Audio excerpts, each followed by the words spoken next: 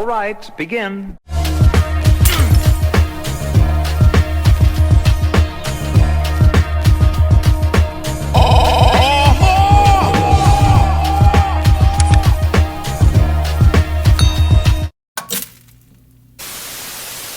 What's going on, YouTube, and welcome back to the channel. I hope you guys woke up happy and healthy this morning. That's the most important thing. So I woke up to a lot of enthusiasm on these YouTube streets because Tasha K done got herself in some shit. So if we go back and revisit when Tasha K was exposing all of her exclusive information in regards to R. Kelly, you remember her saying that she had the plug and that we just needed to sit back and just listen to what she had to say, that she had the insides and things of that nature. Well, there was an officer that was working at the facility that R. Kelly was housed in when he was locked up. So this particular officer, right, was doing all sorts of stuff to obtain illegal information, and then she forwarded over to Tasha K. So that is how Tasha K was able to uncover a lot of her information when she was giving us all of the wine, so to speak, right? Now, the officer in question is a female that was giving this information to Tasha K, but they haven't released her name. We will have her name shortly. Trust me, it's going to come out. Now, before I go any further, guys, I want you guys to hit this like button. I want you guys to share. Go ahead and push your brother through the algorithm. You know I don't ask for much, because this right here, this is a lot to unpack. So I want you guys to stay focused with me. We're going to get through it, but it's a lot to unpack. So let's go ahead and tackle this mess head on. Now, this particular lady, who was an officer at the Metropolitan Correctional Center, is now retired. She retired back in 2019, but allegedly this officer shared information from R. Kelly's recorded phone calls, emails, visitor logs, you know what I'm saying, to Tasha K. So basically there was a wiretap involved. Now, this female officer, right, she accessed Kelly's records more than 150 times in a 6-month period. Over 150 times in a 6-month period. So now this officer and potentially Tasha K are facing charges from the FBI. Now, according to a federal search warrant that was obtained by the Chicago Tribune, it expresses that the feds have been watching Tasha K and her channel for quite some time because they uncovered that there was information that Tasha K was giving to her audience that hadn't even been brought up or released by the court when it pertains to this R. Kelly case. Now, during the federal investigation surrounding this crooked officer, right, they also revealed that she emailed herself a 12-page scan of R. Kelly's jail records, right? So she was knee-deep in the game, providing Tasha K with all of the juice. Now, the 24-page warrant also exposed that the officer worked as a disciplinary hearing officer at the federal prison in Wisconsin, right? And she wasn't even assigned to the MCC. And that's the abbreviation for the Metropolitan Correctional Center. So in other words, this officer had no official reason to be searching for R. Kelly's information in the first place. Now, some of this private information that the federal investigation is putting emphasis on is the fact that Tasha K had so much information about who was staying in the Trump Tower in R. Kelly's condo, and we know that was Azriel Clary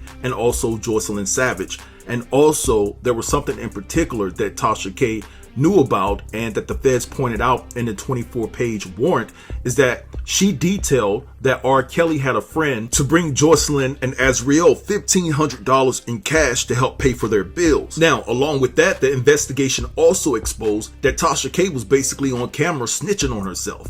She's all on camera talking about the story, bragging to her fans, trying to look all high and mighty, talking about there's a phone tap somewhere. Now, I'm not going to tell you where or where I'm getting the information from. So let me get this straight. You're already getting illegal information. So you're going to go to your platform and suggest that there's a phone tap somewhere. Now, how in the hell are you going to indulge in criminal activity, then go to your platform and snitch on yourself? Well, if there's one thing that we know for sure, you can't put a lot past stupid. Now, I'm trying to give Tasha K the benefit of the doubt. She claims that she has a team of lawyers, but there's no way that any lawyer would suggest that Tasha K would expose illegal obtained information. There's no lawyer that would do that. So either Tasha K didn't confide in her lawyers and went on to expose the information anyway and fought against using her own common sense in this situation, because when you're dealing with a serious issue like this, there is no way in the world that you should need a lawyer's advice whether to put this type of information out there. Your common sense should kick in and should come into play and you should govern yourself accordingly and stay the hell away from exposing illegal information. Now, another video that the Fed zeroed in on was a video that Tasha K posted on December the 22nd, 2019, and it was titled "R. Kelly Released Emails Proves He Can't Read or Write." And in this particular video, there's a segment where Tasha K began to read emails between R. Kelly, Jocelyn, and Azriel. And basically she says that she doesn't want to put the emails out there, so she didn't post the emails during the video because she alluded to the fact that this is someone's private information. Now, back in 2019, the warden of MCC reported it to the BOP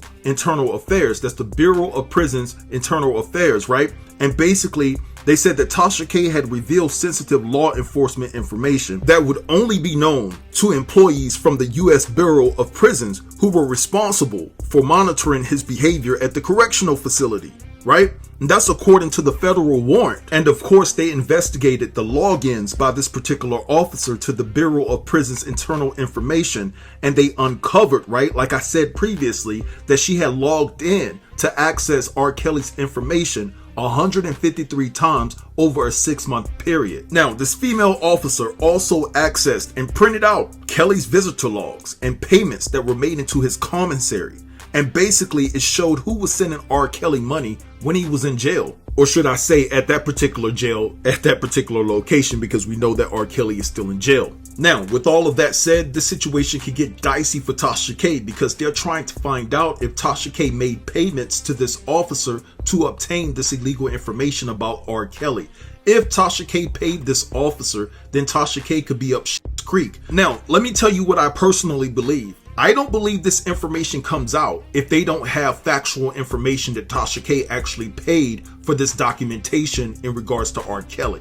When the FBI, when the feds come out and they allow a story to leak, trust and believe they have their ducks in a row. Now, I could be wrong. Maybe Tasha K did not pay for this information. Maybe she got this information willingly from this officer, right? But at the same time, when the feds usually come out with documentation and they conclude their investigation, I'm trying to tell you, 9 times out of 10, they have everything lined up and they have solidified information that emphatically supports their case that they could bring against Tasha K. Now, let me say this, because I don't want to get ahead of myself and convict Tasha K in the court of public opinion. There's a lot of more details that are going to come out about this story, but I will say this, if she's convicted, right, and if they press charges against her, this is the price that Tasha K will have to pay for trying to crown herself as the exclusive queen. See, this is the price that you pay. And even though some of the information that Tasha K reported in regards to R. Kelly was exclusive, it was obtained illegally, and that's a problem, right? Now, let me say this. I hear a lot of people saying that this could be a potential wrench that was thrown in the game to get R. Kelly off, right? But let me say this, okay? Even though Tasha obtained this information that she got from this officer and she basically put it out there, there are things that R. Kelly did before Tasha K was even on YouTube that he has to account for. So don't think that R. Kelly is just going to get off scot-free. There may be some adjustments made. There may be some things that he could get off of due to the fact that information was tampered with. But at the end of the day, R. Kelly has done too much and he's caused so many people to suffer for too long for him to just walk away scot-free. It ain't happening. But anyway, I'm gonna let this thing go right here. I want you guys to drop down in the comments, let me know what you think about this entire situation. Don't forget to like, comment, share, and subscribe, and I'll get with you in the next video. Thank you guys for watching. Peace.